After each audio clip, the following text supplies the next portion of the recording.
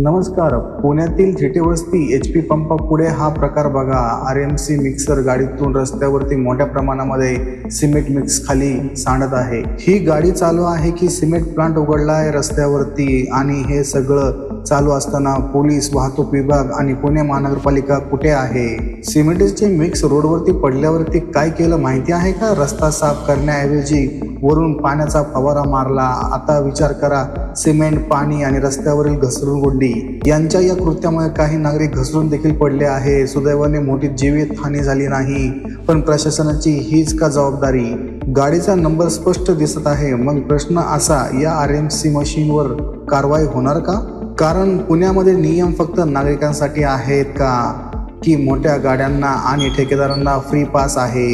हा प्रश्न आहे कलम कायदा टीमचा. नागरिकांना आपलं आव्हान आहे की आपण 112ला त्वरित असा काही प्रकार तुम्हाला दिसल्यास कळवावे. तसेच तक्रारी अर्ज कसा करायचा त्याचा नमुना पुढे आहे.